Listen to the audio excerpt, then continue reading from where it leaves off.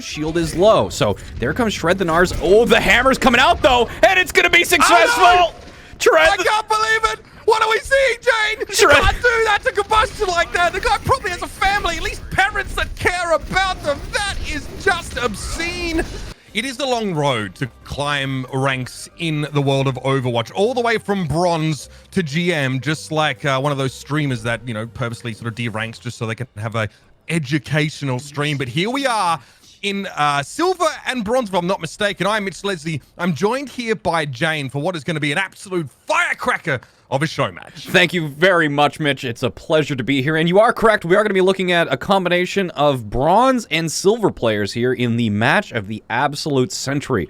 We're going to see which players belong to be here or deserve to be here and which are just going to be starting their journey all the way to Grandmaster. And, you know, maybe one or two of these we will see pro in a year. Absolutely, Jane. Looking for those rising stars, the ones that really sort of seem to rise above their station, as it were. Those that can transcend the ties that bind in you know, bronze and silver, and maybe show us a glint of that diamond in the rough. Our first map is going to be Ilios.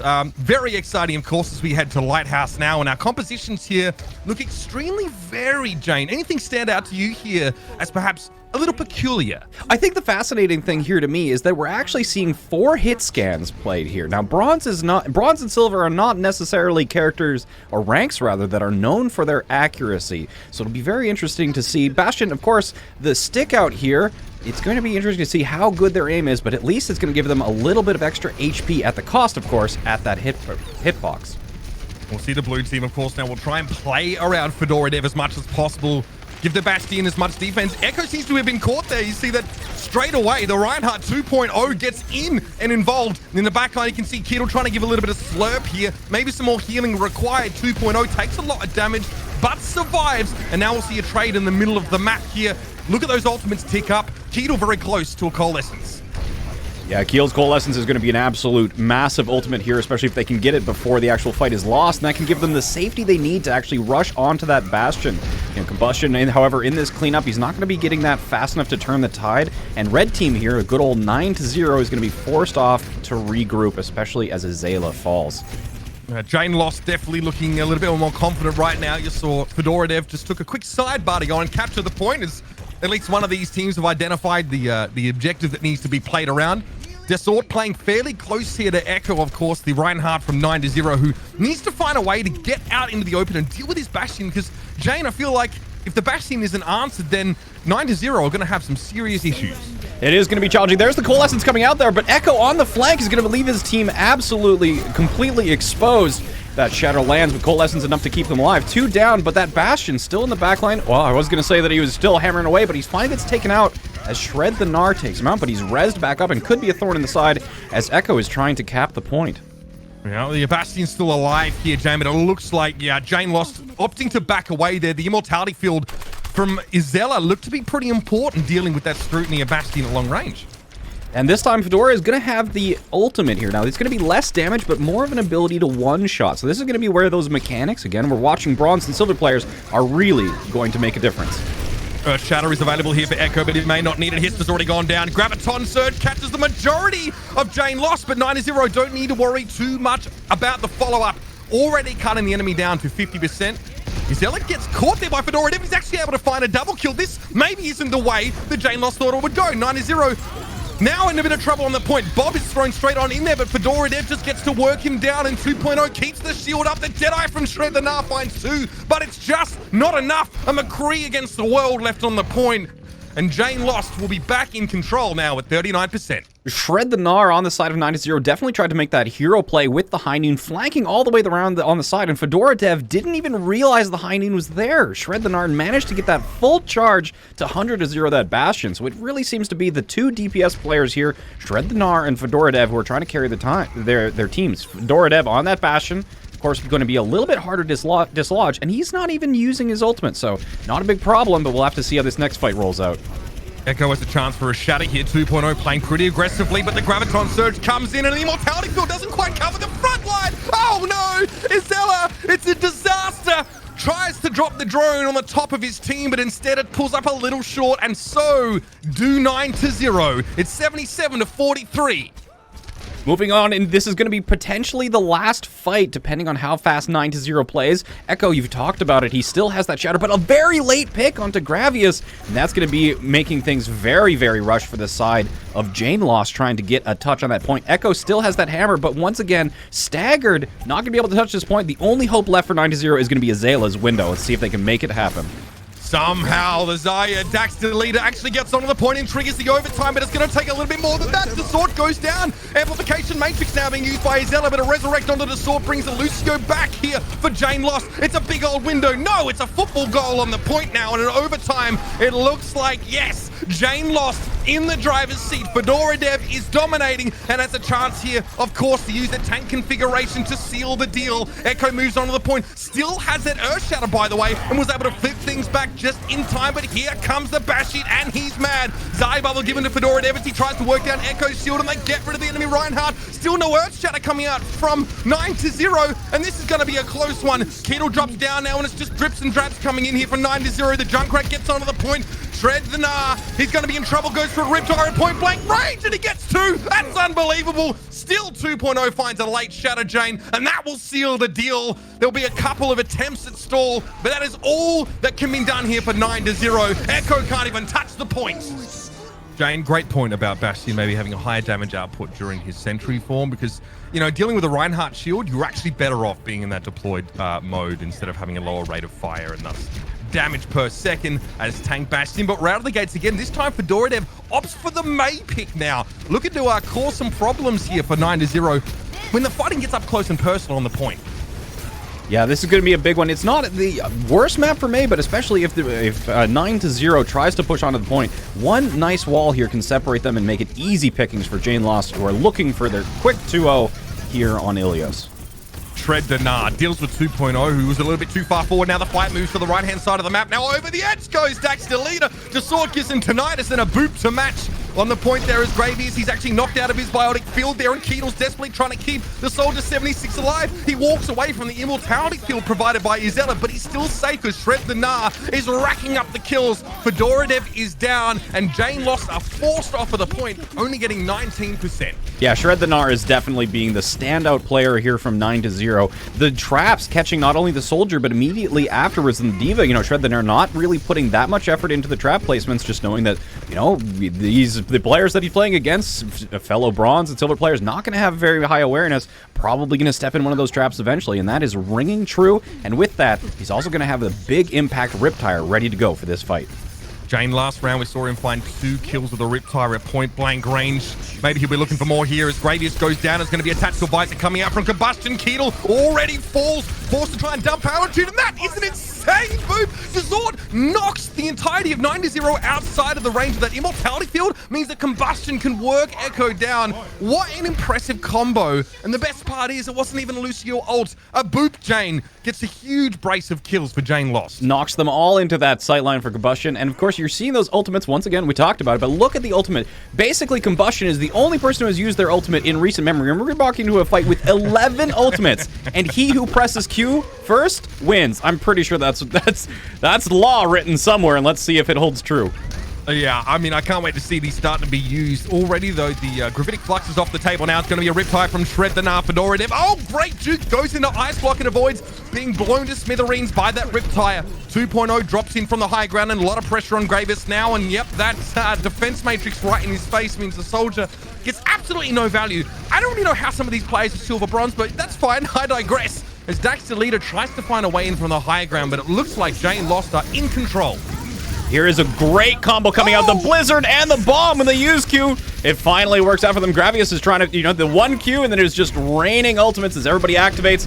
Primal is being activated as well from 2.0 to make sure that they can survive. Not only survive, but also finish off Gravius before retreating. A great counterplay, and actually going to pick up a second kill on Dax, the leader, before retreating back to the team. And Jane Lost so far in a commanding presence here. You know, they were on the defense. There was no need for them to ult first, but when they had that, they were ready to counter. And is there going to be a touch? My. Gravitic Flux there. Desort is able to use a sound barrier there to keep his team alive. Perfect response, by the way, when the Sigma holds you aloft like that. 2.0 going to move on to the point now, and with Echo out of the picture and that immortality field removed, can this self-destruct do anything? Oh, it gets combustion. Still, line of sight broken for most of Jane Lost, and Izella is frozen stiff. Fedora Dev trying to get in with the icicle finish, but the Mercy Beam too strong. Right now, Keedle keeping the team alive, but we are in overtime at 99-38. Izella and Echo, though, stand up tall, and it's going to be Hister having to head for the hills. 42% now, and 9-0, Jane. They stay alive after They stay alive, and they're in it, but it's 50%, and they're going to have to survive 2 whole fights. You know, before where we were looking at 11 ultimates on the board, I'm once again going to keep talking about the ultimates between these 2 teams. Most specifically, Combustion, who won things in the last fight, is also one of the only individuals with their ultimate this fight, and it could very much be this Visor that blows this open and ends this for Ilios. That's it. Get everybody's eyes on the Soldier 76 here, Jane, because Combustion looked very good last time he went for this tactical visor. However, 2.0 has already gone down. There is a D.Va desuited, though. This is a big window for Combustion to actually make this hit scan pressure connect. 2.0 got resurrected and immediately gets Dax the leader, and Combustion surges ahead. No need apparently for the tactical visor here. A nice Helix rocket connection as we see the Reaper try and pressure Combustion. Now the point is pretty easily cleared off, and Jane Lost have ultimates to spare in case of an overtime stall. But that looks increasingly unlikely there as Jane Lost take the first map 2-0. Of all the caster battles out there, aren't you higher than average for most? I know that old Monty and Doe are around gold and silver. So well, you see, the casters that are bad just don't tell you what their rank is. They will try and protect that rank. Sideshow's a bit of an anomaly here because he is boosted as getting to Masters by the assistance of his GM viewers on different accounts. So. But, you know, myself, Matt, Bran, we're all sort of, you know, mid-high plat, maybe low diamond if we apply ourselves. Some of the other casters, we don't talk about their ranks, you know? We just want to protect their sort of reputations. Well, if 9-0 struggles in this one and Jane Lost goes up 2-0, we may have to get you subbing in there as the ringer to make sure that they've got a hard carry on their team. But looks like the attackers here, 9-0 starting off, are going to be going with the Torbjorn. So maybe trying to pull it out. It is going to be Shred the Gnar, who had some very, very high impacts on McCree as well as Junkrat. But so now we're seeing a very flexible player start to develop here in Shred the Gnar, and being backed up again by Gravius, who is on the Ashe. I mean, I love the Torbjorn play. It's going to dissuade any sort of flankers from the defending team. There aren't any flankers, though, so, you know, maybe that's a moot point, as it were, but slow and steady wins the race for 9-0 now, as you see the split their team in half. Now, this is... I mean, it could be considered somewhat questionable now, as Gravius and Shred the Gnar don't have a lot of protection in terms of their front line, but it's all about the other side of this pincer, Jane. Echo is encroaching in enemy territory, and there's the charge from 2.0.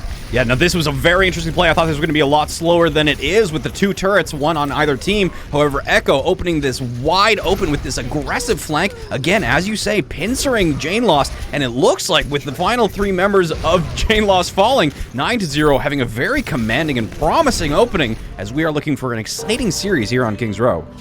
Now, Jane, what an interesting start to the fight, right? We see teams in the past have played with like an off-angle Sigma, right, if you're playing double shield, but it was actually the Zarya and the Reinhardt as well. The Batiste that went to the right. What do you make of that? Like, and pulling off that pincer, that looked like it could have gone either way with 2.0 landing an early charge. It could have been, and I think the unspoken kind of hero of that fight was Dax the Leader, in the fact that 2.0, again, one of the primary players from Jane Lost that we've been looking at, you know, landed the pin onto Echo, but Dax the Leader there with the bubble actually prevented that damage, got the charge, and that was the reason that point got blown wide open again. So really great synergy from Echo and Dax the Leader, and as a Molten Core comes out, we'll have to see if Jane Lost can keep the momentum.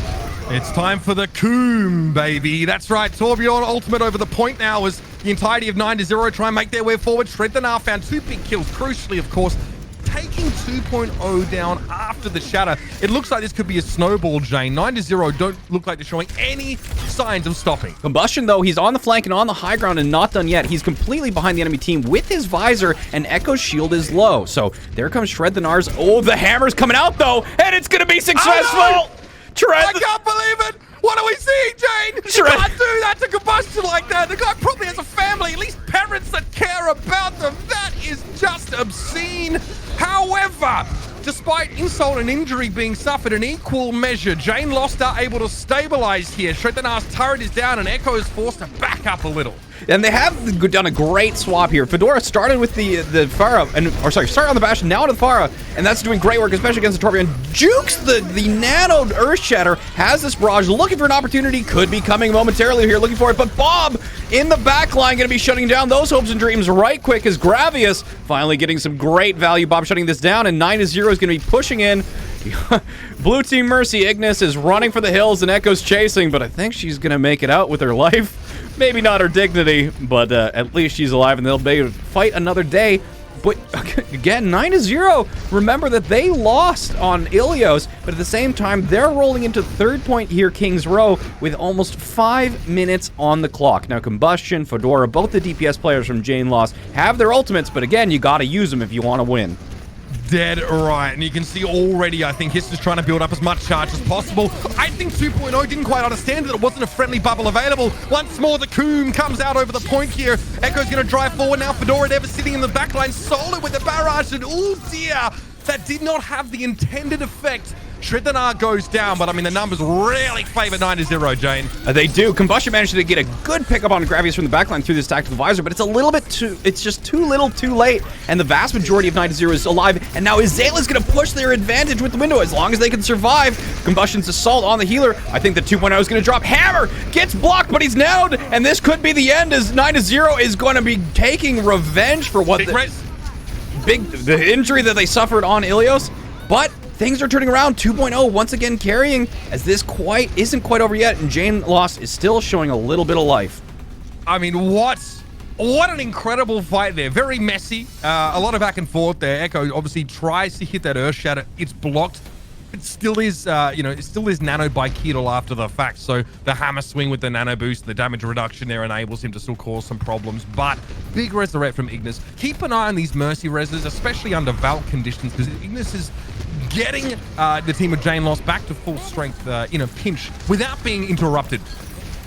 Yeah, absolutely. Now, here comes the next fight. 2.0 been a little bit aggressive here, but they are going to have ultimates. 9-0 put everything that they had in the tank. They laid it down, tried to get the W, but didn't quite work out. So now they're going to be fighting against Jane Lost, who's got a hammer as well as a grab to back up. If that isn't enough, there's going to be Echo is really taking a lot of pressure. He goes for the hammer, but he doesn't find it, and that's going to be opening up. Oh goodness, Jane Lost pushing back with a vengeance. I mean, there was so much going on in that fight, Jane. I mean, we'll take a step back and maybe just appreciate what we just saw. Echo hits a 5-player Earth Shatter, and then there's an Immortality field that's available. They're hit by a 5-player Earth Shatter, should I say, from 2.0. Izella deploys the Immortality field, keeps the team alive. Then we see Keedle hit a 4-player Biotic Grenade, and still the defending team are able to stay alive. And it's huge now, Jane, because they have Graviton and they have Barrage for the next fight. Crucially, 2 big ultimates that can just decimate the attackers of 9-0 in a pinch. And Jane Lost, they've had to burn off this time bank, doing well so far, but it's going to have to keep using these ultimates, keep using them in combo together and early if they want to win. Here comes Barrage. No! That's huge. Fedora finds 3 and gets most of the damage required on towards Echo, and that is it. What is huge about that, Jane, is that they didn't even need to use the Graviton Surge. 9-0 just filed themselves in towards that small opening on the right-hand side, and Fedora Dev blew them up.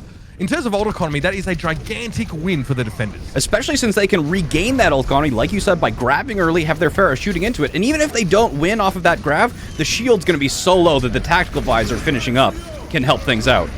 Deadeye came a little bit too late there to get used with that amplification matrix, but great Immortality field, and Big Bad Bustling Bob steps up and mows Combustion and Hister both down. And now the attackers, after a really good start, they slowed up a little bit. Jane Lost started to find their feet, but now we're going to be into last fight territory. Great flash in the opening as 2.0 tries to peek his head out of spawn. Fedora Dev's going to be able to get to the point. A big charge from 2.0. Doesn't quite get Echo, but Combustion finishes the job from the background. Huge shatter. Another big one. It's a 4-player Earth Shatter from 2.0. And once more, the defenders are defying the odds. They step up with Reinhardt at the 4, and there's nothing that Izella can do except try and exo boot up. But he wants to get to the moon. He won't escape. Twice denied. Jane Lost has held them at the very loss. That was Dax the leader's chance to shine. Tried to land the Graviton in order to prevent the touch, but unfortunately for them, 2.0 once again the absolute difference maker, being charging Echo onto the point to get the touch as well as start moving the health pools in the advantage of Jane Lost. And they've been twice denied. Will it be thrice? We'll have to find out, but there's only 20 seconds left and 9-0 wants this full completion. I mean, we'd love a bit of Ryan Brawl here, but eventually the dam's going to break and the kills are going to start flowing. Hister looks pretty charged up, and Echo goes for a crazy charge, and he gets the connection. That's the opening now that 9-0 looking for. Another big Earth Shatter. Combustion knocked to the ground. Immortality Field maybe not necessary, but again, Ignis gets in the backline with a sneaky res on 2.0, and the attackers don't realize it. Reinhardt is swinging through their ranks, and he's already found the one kill on the Ana. 2.0 goes low, needs to be kept alive. He could have had a shadow, but it wasn't to be. Fedora Dev from the right gets free with a gigantic barrage, and again the defenders again and again have managed to slow 9-0 down, this time for good, as that'll be the hold here deep in the Foundry phase. What an incredible turnaround here from Jane Lost. They seem to lose a little bit of their footing, stumble. The first and second point just got blown away, and at 9-0 entered that third point with 5 minutes remaining. And what we were normally seeing from a Bastion play or a Mei play from Fedora was completely outclassed by this individual's competence. Their skill on the Pharah, absolutely incredible. Sneaky plays, that 3-man barrage at the very end, of course, making 9-0, their record thrice denied, trying to push that payload all the way in. So Jane Lost, you know, they were looking a little bit hesitant there, but definitely still in it to win it. And with them preventing the full capture on third, that is setting themselves up so well to complete this map and move up 2-0 in our PUG series. You know, Jane, we talked about in the break how maybe, you know, not having the Mercy meant that you would have the option of like a Lucio and Ana or whatever. We saw that I think, you know, Jane Lost got a lot of value out of the Lucio in the first map. Ignis there, that sneaky resurrect. Yes. The fight is halfway through, and they sneak into the backline and resurrect a Reinhardt. It buys so much time, and 2.0 builds an Earth Shatter just off swinging in the enemy backline. That Mercy play, that is clutch. That is someone I wanted to point out as well, was Ignis. And one of the reasons that I thought that 9-0 might have actually gotten that full cap was that they finally took out Ignis, and Ignis was at 95% of the Valkyrie. But without that clutch play from Fedora Dev, I think that the reason that Jane Lost was able to actually turn that around and hold was absolutely off of Ignis's Mercy play, as well as some very, very clutch resurrects. Now, on defense, we are going to have a Torb here for Gravius. So, again, this time it's not Shred the Gnar, but a defensive Torb is strong, but there's no real flankers again from the attackers. Echo gets caught out there. That's just mispositioning, and it's going to really hurt 9-0 now as 2.0 is coming home to roost. The man is hungry. There's a Torb tower up on the point, but good friendly bubble given a 2.0 by Hister is going to mean the Ryan is kept easily protected. And Jane, looking into the next fight, look at how some of these ultimate percentages are building up for the attackers. This could also be a snowball. This could be a massive snowball. Specifically, look at Ignis. Again, the Mercy player who we keep shouting out, already at 80% to Valkyrie. Going to be Valkyrie probably before this point is even capped. You know, Shred the Gnar was on the high ground. Yeah, at 61%, but unfortunately, the rest of the team just fell over, and we're going to have blowouts for both of these first point defenses. 2.0 getting extremely well supported for how much damage that 2.0 was putting out at 77% to that Earth Shatter. But, you know, the only reason that 2.0 is being able to get as much value as they are is, again, from the support of Ignis, who now has Valkyrie, and that is going to be absolutely critical in the next fight, as well as Desat, who's helping 2.0 actually be able to make those plays and get into the positions necessary to win. One player on the cart right now, Jane. That's just going to be Desat moving it up. But the rest of Jane Lost have a lot to work with in terms of ultimates. They're extremely close to very impactful teamfight winning abilities. 2.0, yeah, he's going to have a shatter right now. He may not need to use it. He gets rid of Echo, and that may be enough. Controlling the high ground here for the attackers is important. You can see failing to do that, Jane Lost is just sort of, they're backtracking a little bit here and returning to the cart. Forcing a Bob there and a Resurrect on Echo could be a big deal, but at least some value is gained there now with Combustion taken down by that Bob. So it's going to be a 5v5 if I'm not mistaken. Shatter from 2.0 misses, and that's going to be punished real hard as the Dynamite lands, and 9-0 very quickly cleans that up. Ignis is going to be running away. Now, Desat very much kind of the silent carry here, again, doing the things that are necessary, but maybe not so much flashy, the things like, you know, pushing the cart and just being in the right position, making sure that Aura is always providing the right amount of value, making sure that 2.0 is moving through positions and on the flanks, because so far we've seen I mean, these Reinhardts definitely like their flanks. They like to be brawling, but we'll have to see what they're going to be using here to actually break through. As now you have Shred the Gnar on that high ground. It's going to be a very entrenched position, and that Dynamite ended the fight last time. Let's see if it'll end it again. Powerful position for the hit scan there. Shred the Gnar's going to stay up there. Gravis drops down straight into a Graviton Surge. Coalescence was used there by Keto, but it wasn't enough to keep 9-0 alive. Combustion finds Echo now, and even with the Valkyrie Mercy of Izella, 2 support ultimates used in that fight, Jane Lost had banked a Graviton Surge, a Sound Barrier, and crucially a Tactical Visor going into that fight. It's inexorable and hard to fight back as the defenders now. No snowball really here from the attackers though, Jane, but this cleanup here, this could cost the defenders if there's some stagger occurring. This is a very, very dangerous position for 9-0. They've split 3-0, but somehow they're staying alive. The Mercy doing a great job, as well as Dax the leader once again. Grav misses. Bob is out. Well, 2.0 managed to step in it, but with that much healing, as well as that much support, they should stay alive as this might turn back direction of Jane Lost.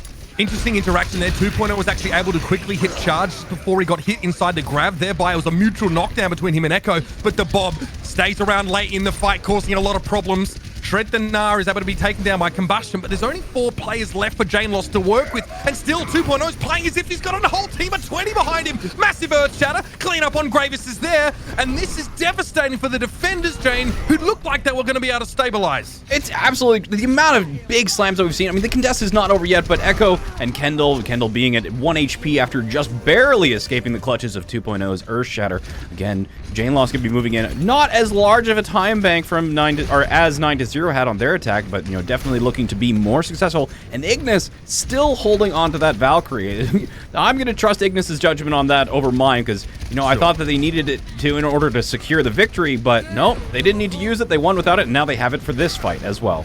Coalescence here, unclear how much value is going to be gained by that 2.0. We're deep in enemy territory though, and yes, he faces the brunt of the Kamehameha from Keto. Yeah, res there from Ignis. Still, it's going to be a 5v6 sort of fight, and Ignis, well, they have to give their life in order to get the resurrect, and ultimately, it's just more ult charge seeded over to 9-0.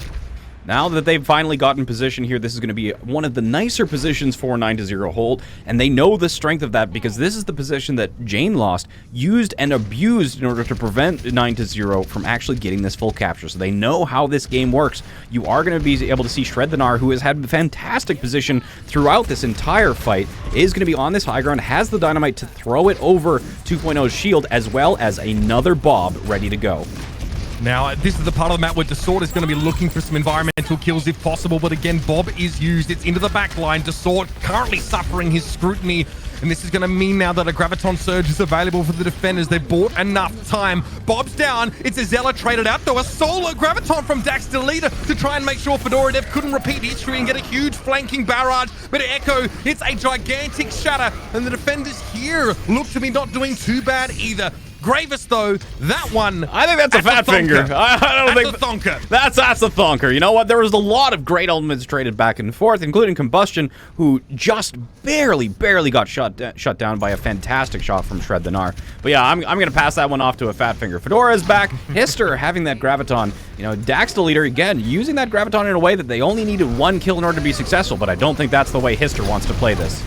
Huge pick from the high ground. Shred the Gnar getting a kill to start the fight off. Ignis gets a resurrect, but still, the attackers are crumbling. Jane Lost, they're so close. They see the light at the end of the tunnel, or the foundry as it were. As with a minute and 45 seconds, they pretty much just have to finish the map. But that hasn't been going so well. That's a big overextension from Echo there, and Izella could resurrect, but that would be deep in enemy territory. This is going to be a very challenging one here, because with Shred the Gnar in such great position, landing those headshots, getting great dynamites, and charging, they already almost have another Bob. And Fedora Dev, relying on that character, Grab's coming out, Fadus doesn't catch anybody, Desot pushing forward with the Sound Barrier, Resurrect, Komi got, and I mean, anything can happen in this fight. No doubt about it. Sitting in the back line was Combustion inside the biotic field. Ignis pops the Valk, and it's going to need a lot of healing to patch this one up. It's a gushing wound, and just the suture from Ignis is not going to do the job. The entirety of Jane Lost get absolutely pounded by another big shatter from Echo. Fedora Dev definitely struggling on this Pharah compared to the success they've seen in the rest of the map. It's going to be very, very challenging for Fedora to try and find the space as well as the targets that they found previously. With Shred the Gnar not only entrenched on that high ground, but getting pocketed, they're in the open and they don't have any sort of tanks like Winstons or Divas or a Wrecking Ball, which could help them clear Shred the Gnar off that high ground. 2.0 wants to push up, but 5 plays hit with the dynamite means that there's going to be another Bob on the way. He's being FedExed to the back line of the attackers right now, but he wasn't necessary. Combustion tried to challenge the high ground. He was knocked off by the coach gun straight down the gurgler, and so too do the hopes of Jane Lost now as they are running out of time. Jane, they have one more chance, if that, to get some semblance of a fight. Only 10 seconds remaining in Combustion. He's trying to take things into his own hands, teleporting to the high ground to face that Ashe, but it did not work out for last time. And with this ultimate coming out from Gravius, I don't think anybody's going to even touch. He had to do it to him. Gravis in the front line with Attack Visor, and the Graviton seals the deal. We have a tied series as 9-0 fire back, taking map 2 pretty darn convincingly. What an absolute comeback from 9-0. They struggled there for a little bit, but they managed to hold on third.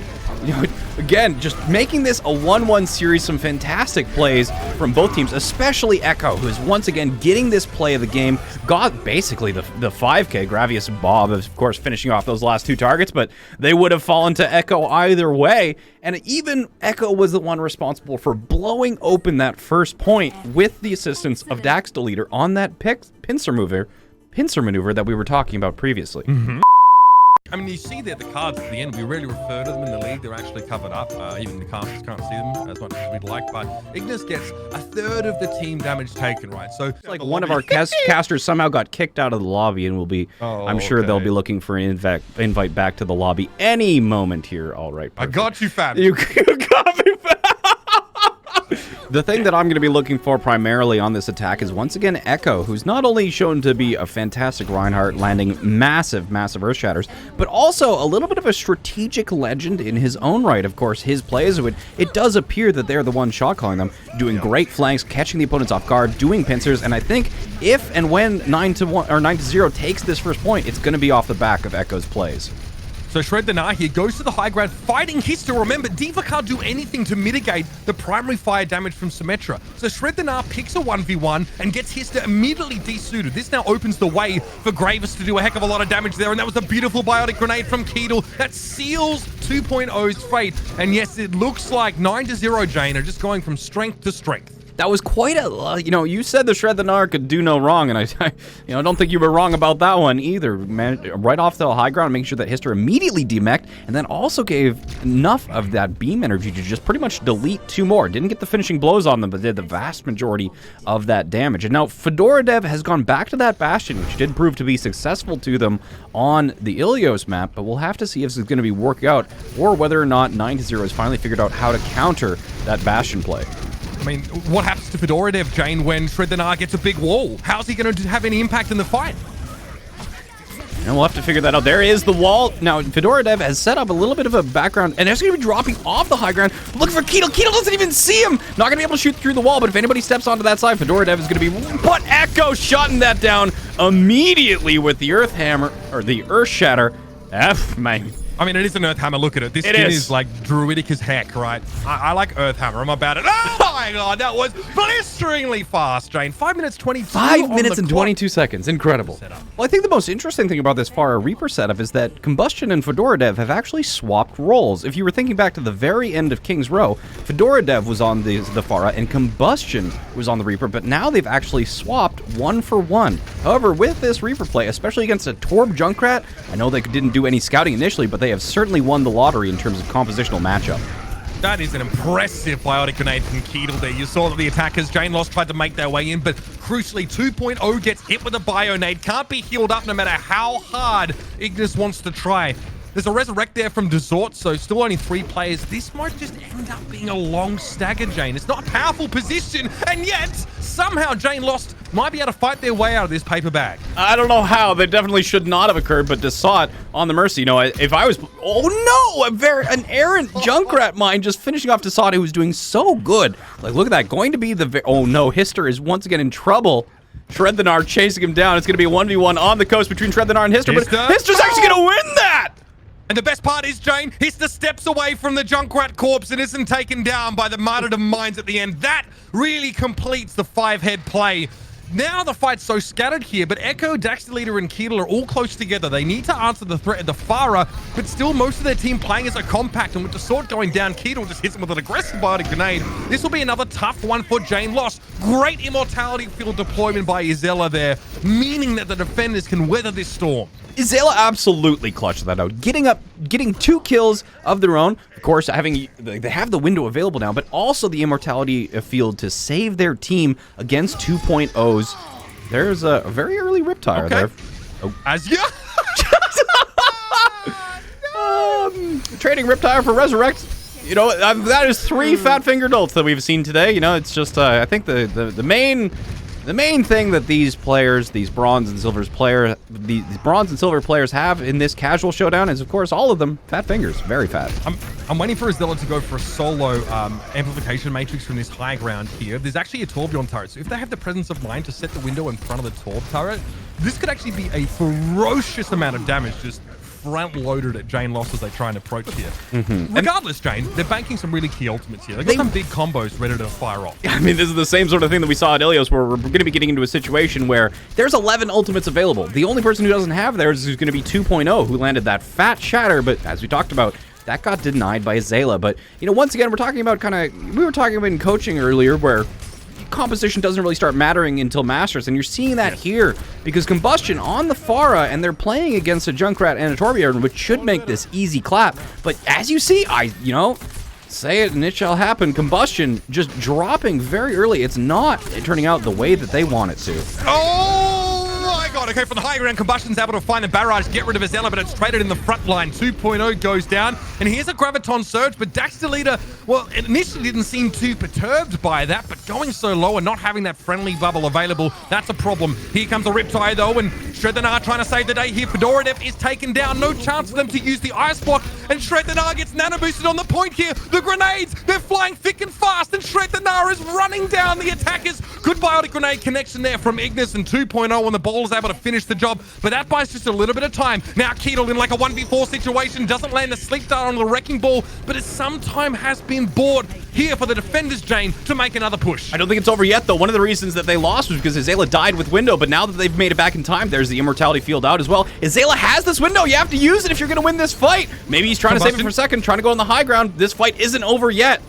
Fedoradev's going to try and get there, but uses an early ice block, able to avoid the Graviton Surge, but Ignis and Desort, we're not so lucky. That's both supports down now for the attacking team. Jane Lost are in deep trouble. Fedoradev gets a friendly bubble, but Hister, he is charged up, ready to roll, but it may not be enough for this point. No! Echo goes down. Now the attackers have an opportunity. It's a 2v3 situation. Recall used by Shreddanar, but Combustion is on the run. He's finally reached the point, but he misses a crucial Helix rocket. Fedoradev, though, stays alive with the use of the May Wall, and they're going to keep filtering in one by one. Ignis and Desort are there, but oh, it's a classic. It's a Charlie Niner.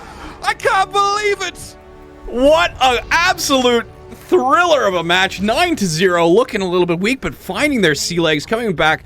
Oh my goodness, led in part by this man with the Earth Hammer, as we say. Just, oh goodness, what a match. 9-0 with the full hold, making sure that there is absolutely zero doubt shutting down Fedoradev on that Bastion and many of the other heroes that they played. And congratulations, may I be the first to say it, to 9-0 for being the very first ever winners of the Casual Showdown. What a comeback, Jane. I mean, what a way to really solidify a legacy now for, you know, our inaugural Casual Showdown. We have seen the creme de la creme of silver and bronze. These players that, frankly, deserve GM, but their teammates throw their games. We have managed to handpick these individuals, and they have absolutely delivered. From incredible Symmetra flexibility, hijinks from Bastion, ridiculous solo flanking barrages from Pharah, gigantic earth shatters. We have seen it all today, and it's true that this very hyped up match, this very anticipated clash of titans was done justice today.